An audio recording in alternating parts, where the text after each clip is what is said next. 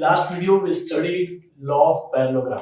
ठीक है, मैंने तुम्हें बताया था लॉ ऑफ पैरेललोग्राम मैग्नीट्यूड और डायरेक्शन देता है, direction in terms of angle. Yes, अभी क्या ये रिजल्ट वही है पैरेललोग्राम का? यस, और ये अल्फा का एंगल। या come on, let's revise it. Come on, if this is the vector a bar, this is the vector b bar, both are having an angle theta in between them। ठीक है, ये a bar है, ये b bar है, उन दोनों के बीच में एंगल थीटा है।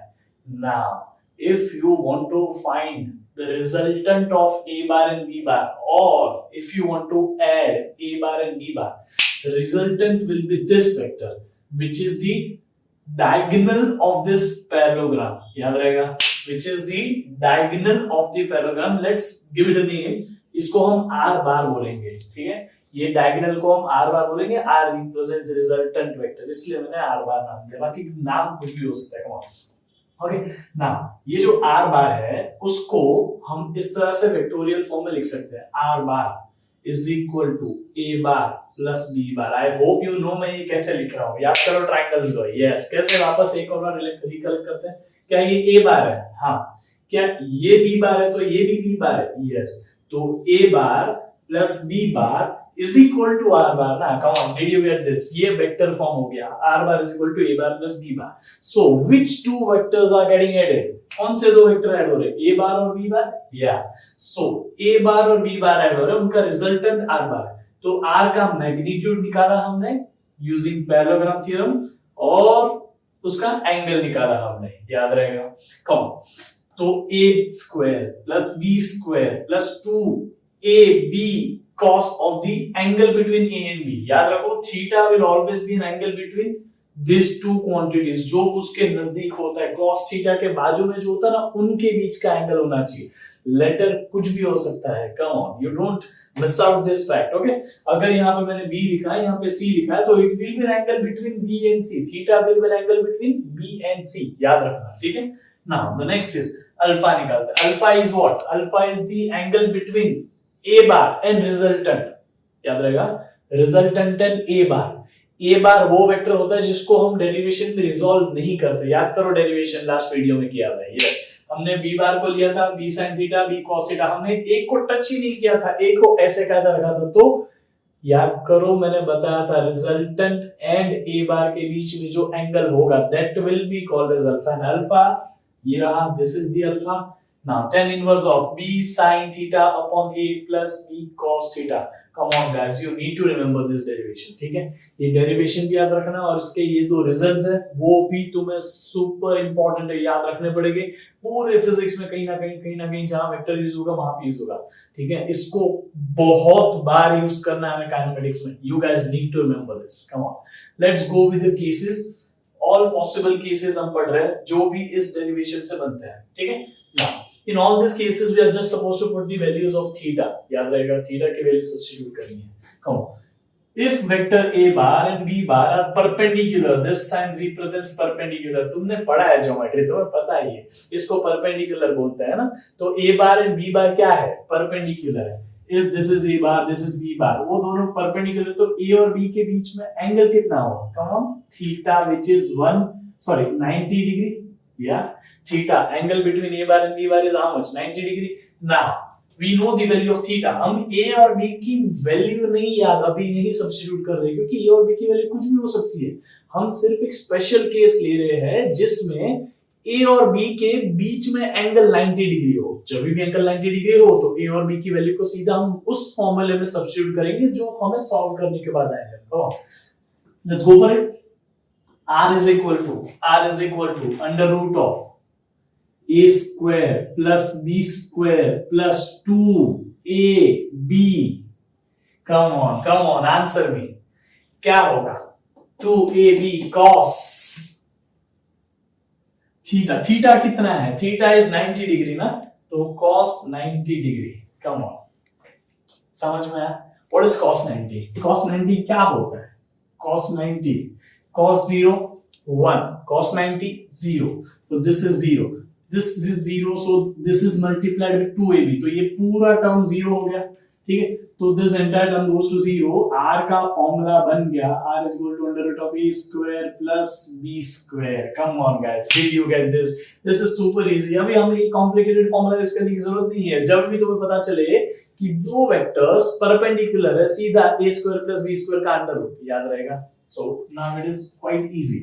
अल्फा भी तो निकालना है, इसी में अल्फा निकालने की जरूरत पड़ेगी, ये दोनों में काफी इजी हो जाएगा। ठीक है, अभी देखते हैं। अल्फा का formula is tan inverse of, what is tan inverse of?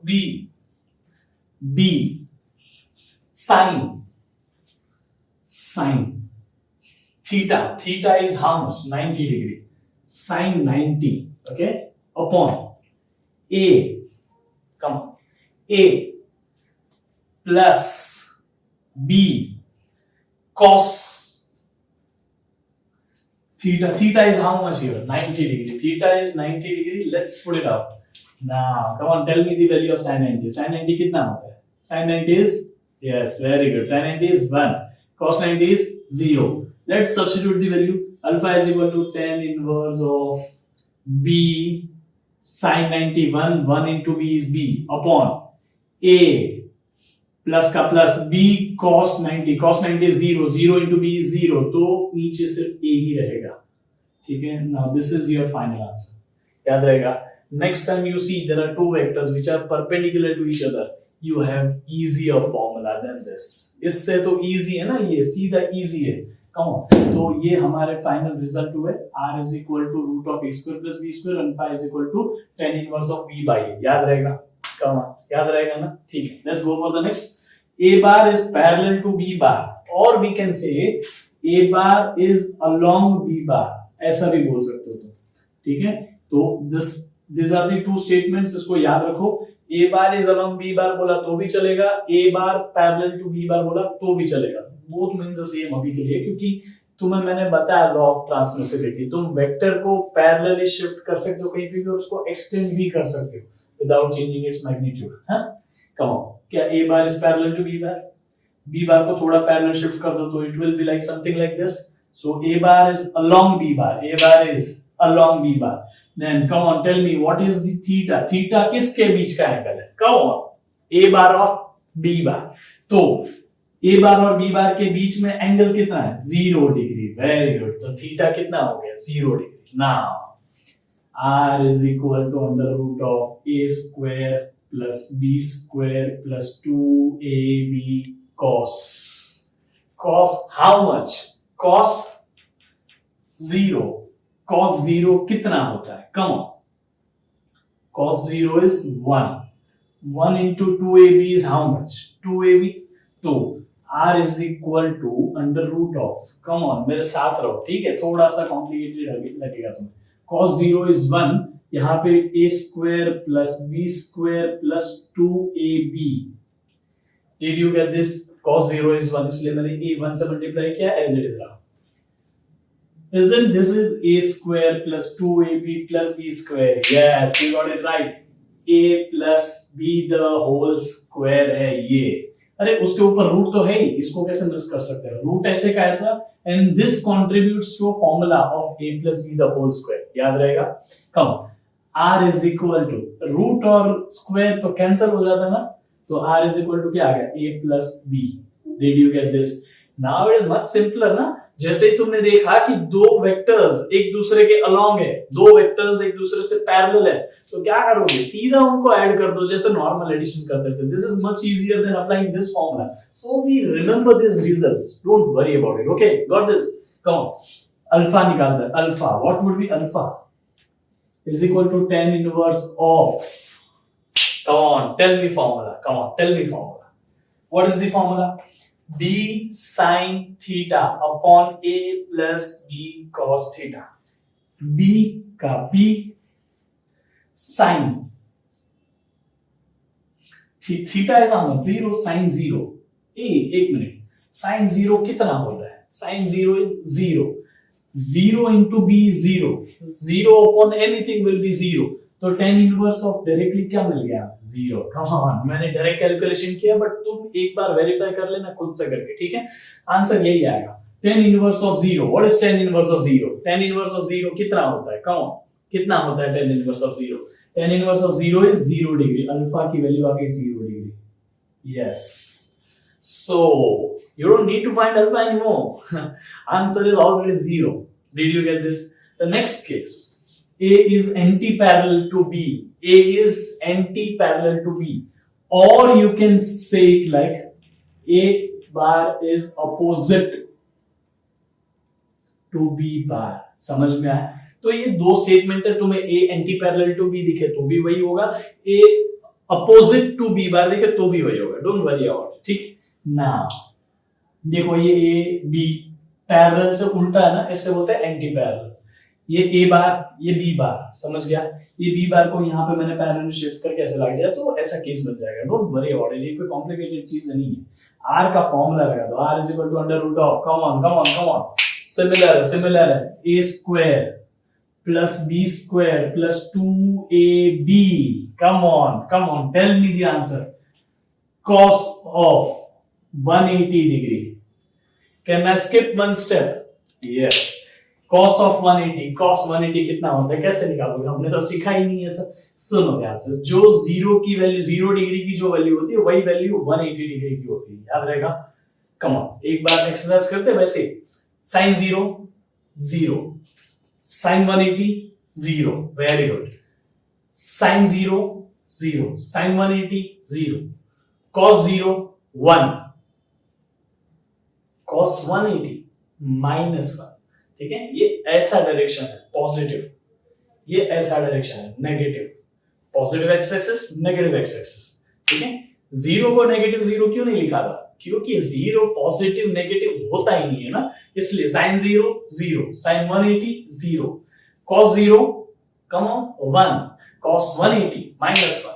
then the cos 180 contributes to -1. मैंने एक स्टेप स्किप किया है, ये -1. अरे -1 से मल्टीप्लाई होगा तो दिस विल गो माइनस ना. कम ऑन, एक स्टेप स्किप किया है. You are getting this right? Okay, now see this, see the miracle. A square minus 2AB plus B square. Yeah, this is A minus B the whole square. Yes, A square minus 2AB plus B square. Come on, this is A minus B the whole square. And under root का under root, this comes out to A square और root तो cancel. A minus B. Got this? Yes. Now one more thing we are supposed to find. What? Theta. Sorry, alpha. Alpha is equal to tan inverse of. Come on. निकालते हैं. Formula क्या है? b sin theta, b का b sin theta. Theta कितना है यहाँ पे? Theta is 180 degree. क्यों 180 डिग्री? तो मैं समझता है ना क्यों 180 डिग्री है.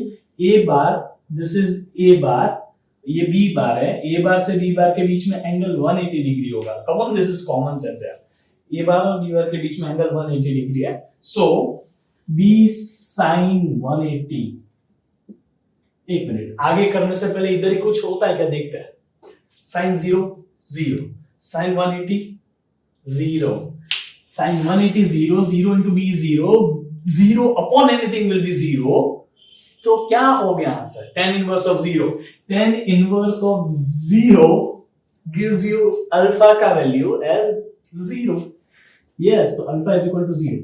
अगर तुम्हें नहीं पता tan inverse से alpha कैसे निकला, come on look here. एक रिलेशन दिखा दो तुम्हें. tan 0 is equal to 0, ये तो पता है तुम्हें. tan सॉरी यहां पे नहीं करते हैं, this is not the right. tan inverse of, sorry, tan 90 is infinity. ऐसे ये भी पता है तुम्हें. come on, so let's get it clear. tan 0 is 0, तो tan इनवर्स ऑफ 0, ये डिग्री वाला 0 नहीं है, ये वाला 0 है. This is 0 degree. ठीक है, this is 0 number 0. tan inverse of infinity ऐसे देखते हैं. ठीक है, 90 को इधर ही रखो, tan इनवर्स ऑफ इंफिनिटी हो जाएगा. तो tan inverse of infinity is 90 degree, इसलिए tan इनवर्स इंफिनिटी देखेगा वहीं पे 90 डिग्री लिख दोगे. Got this? Come on, next. tan को इधर लेके आओ, tan इनवर्स हो गया. 10 इनवर्स ऑफ 0 हो गया, तो 10 इनवर्स ऑफ 0 यहां पे देखो ना, 0 degree is equal to 10 inverse of 0। अभी समझ गया कैसे ये हुआ? Got it? यस। कम एक और वैल्यू लेते हैं, ठीक है। 1045 यहां पे लिख रहा हूं। Is this part visible? 10 inverse of 10 inverse of 1 निकालना है तुम्हें। कैसे निकालोगे 10 इनवर्स ऑफ 1? याद करो 10 के टेबल में कौन सी वैल्यू 1 होती है? 1045 इज इक्वल टू 1। याद है? तो ये 45 नंबर नहीं है, come on, 45 is what? It's an angle, degree में होगा, ठीक है। तो 45 degree is equal to 10 inverse of 1। So 10 inverse of 1 is 45. That's how. Come on, got this? 45 degree, not 45. 45 is not a number. Come on, did you get this? So this is how you find out 10 inverse. याद रहेगा तुम्हें? Come on, is it easy? Come on. Some few more cases. ये cases में कुछ अलग नहीं है, बस हमें A और B की वैल्यू सेम लेनी है। क्या करना है? A और B की वैल्यू सेम लेनी, मतलब A की जगह B लिख सकते हो, B की जगह A लिख सकते हो, या तो A और B दोनों की जगह कुछ और एक चीज लिख सकते हो। क्यों? क्योंकि दोनों की वैल्यू सेम है। So if both the vectors having same magnitude, if both the vector having same magnitude, मैंने ऐसा नहीं कहा दोनों सेम वेक्टर है, ठीक है। अगर दोनों सेम वेक्टर होते तो उनके बीच में 90 डिग्री कैसे बनता है? ये A बार ये B बार, दोनों के बीच में 90 डिग्री है। दैट सिंपली मींस वो दोनों अलग वेक्टर है, लेकिन दोनों के बीच में एंगल, सॉरी, दोनों का मैग्नीट्यूड सेम है और दोनों के बीच में एंगल 90 डिग्री है। समझा? तो this is A bar, this is B bar, A bar और B बार का मैग्नीट्यूड सेम है, तो A is equal to B, ठीक है। A is equal to B, theta is how much? 90 degree. Now come on, don't do all that drama. तुम अभी पूरा का पूरा कैलकुलेशन नहीं करने बैठोगे। Come on, don't do this calculation, हमें सीधा रिजल्ट पता है। What is the result? R is equal to under root of A square plus B square। कैसे पता चला? थीटा 90 ना, जब भी थीटा 90 होता है तो फॉर्मूला कौन सा लगता है? ये लगता है। ये कॉम्प्लिकेटेड फॉर्मूला नहीं लगाएंगे हम, कम ऑन, हम ये अप्लाई नहीं करेंगे। व्हाट वी विल डू, हम लगाएंगे root of A square plus B square, क्योंकि वो इजी हो गया ना। हमने थीटा की वैल्यू 90 ऑलरेडी पुट करके ये फॉर्मूला डेवलप किया है। Come on, did you get this? तो r is equal to under root of A square plus B square, और A की जगह B लिखो, B की जगह A लिखो, कुछ भी हो सकता है। तो क्या आएगा? B की जगह मैं A लिखता हूं, ठीक है। तो A square plus A square gives you 2A square का रूट। कम ऑन क्या आएगा? रूट 2 एज इट इज रखो, A square बाहर ले लो तो A आ जाएगा। तो A root 2 is the answer. किसी भी एक वेक्टर का दोनों का मैग्नीट्यूड सेम है, तो वैल्यू को रूट 2 से मल्टीप्लाई कर देगा। सिंपल है ना? Okay, what will be an angle? Alpha क्या होगा? अल्फा का फॉर्मूला क्या है? कम ऑन, अल्फा का फॉर्मूला क्या है? tan inverse of b by a, tan inverse of b by. क्यों ऐसे ये फॉर्मूला क्यों लगा रहा हूं? क्यों? Because there is an angle of 90 degree, इसलिए मैं डायरेक्टली ये फॉर्मूला लगा रहा हूं, ये फॉर्मूलेस नहीं लगा रहा हूं। Come on, now tan inverse of b by a, do you know कि हम b की जगह a लिख सकते हैं, a की जगह b लिख सकते हैं। तो मैं क्या करूंगा? b की जगह a लिखूंगा, b की जगह a लिखोगे, alpha is equal to tan inverse of a by a, a नो a 1 हो जाएगा, alpha is equal to tan inverse of 1। Come on tell me tan inverse of 1 is how much? 45 degree. Yes, तो alpha is equal to 45 degree. Gotcha? समझ में आया कि नहीं? Yes, theta is equal to 0 जब दो वेक्टर इक्वल हो और उनके बीच में एंगल 0 हो। पहले एंगल 0 होगा तो हमारे पास सीधा ये फॉर्मूला है कि नहीं? ये देखो, हमने अभी डेवलप किया ये formula, r is equal to a plus b when there is a theta is equal to 0। जब थीटा 0 होता है तो ये फॉर्मूला डायरेक्टली लगता है। तो r is equal to a plus b हम लगाएंगे, a की जगह b रखो या b की जगह a रखो, b की जगह b नहीं रखेंगे, b की जगह a रखेंगे, क्योंकि दोनों की वैल्यू सेम है। ठीक है, a की जगह a, b की जगह a, तो क्या हो गया? 2a, याद रहेगा। Got this? So this is how you find out result. अरे दो वेक्टर सेम है, यहाँ पे है 10 न्यूटन, यहाँ पे है 10 न्यूटन, तो 10 और 10 क्या हो जाएगा? 20 हो जाएगा ना। Come on, it is simple addition. ठीक है, 10 + 10 20 हो जाएगा। तो सिमिलरली इसी तरह से हमने ये फॉर्मूले से डेवलप करके लाया। अल्फा की वैल्यू क्या हो जाएगी? अल्फा की वैल्यू तो एनीवेज 0 ही थी. Come on, you don't need to apply formula. This is that easy. ठीक है? Let's go for one more case. Theta की वैल्यू 180 डिग्री. थीटा की वैल्यू 180 मतलब वो एंटी पैरेलल है. Remember this case, anti parallel वाला. ये केस याद करो, एंटी पैरेलल वाला.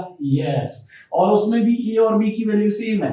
तो R इज इक्वल, हम सीधा ये फॉर्मूला लगाते हैं ना, R is equal to A minus B. ठीक है? A माइनस B की जगह A लिखेंगे तो A minus A is what? A minus A is 0. तो रिजल्टेंट की value 0. What will be alpha का वैल्यू? अल्फा की वैल्यू निकालेंगे क्या? कम डायरेक्टली लिखेंगे ना 0. क्यों? क्योंकि जब थीटा 180 होता है तो अल्फा की वैल्यू एनीवेज क्या आती है? 0 आती है. Got it? So this is how you remember this cases. ठीक है? ये काफी सिंपल कर देता है काफी सारे कैलकुलेशंस को. You don't have to apply this formula all the times. Come on, you don't have to apply this formula all the times. ये फॉर्मूले में हम थीटा की वैल्यू रख के हमने स्पेशल केसेस डिराइव किए हैं. पहला केस जब दो वेक्टर परपेंडिकुलर होते हैं. दूसरा केस जब दो वेक्टर पैरेलल होते हैं. तीसरा केस जब दो वेक्टर एंटी पैरेलल होते हैं. Got this? उसमें भी दो वेक्टर की वैल्यू अगर सेम हो तो देखो ना, दोनों की वैल्यू सेम करके हमने निकाले ना आंसर. Got this?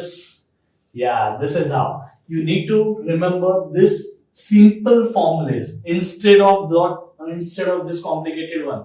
अगर दो वेक्टर परपेंडिकुलर सीधा ये फॉर्मूला लगाओ, दो वेक्टर पैरेलल है सीधा ये फॉर्मूला लगाओ, अगर दो वेक्टर एंटी पैरेलल है सीधा ये फॉर्मूला लगाओ, उसमें भी दोनों की वैल्यू सेम है तो तुम्हें डायरेक्टली आंसर याद रहना चाहिए. लेकिन अगर दो वेक्टर पैरेलल भी नहीं है, एंटी पैरेलल भी नहीं है, परपेंडिकुलर भी नहीं है, तो we have this master stroke ना. हमारे पास ये फॉर्मूला है तब लगाने के लिए. कम on, did you get this? अगर वो स्पेशल केसेस में से है तो सीधा ये अप्लाई कर दो. नहीं है तो नॉर्मल फॉर्मूला से पूरा डिराइव करो. You don't need to worry about it. Come on, did you get this? Thank you.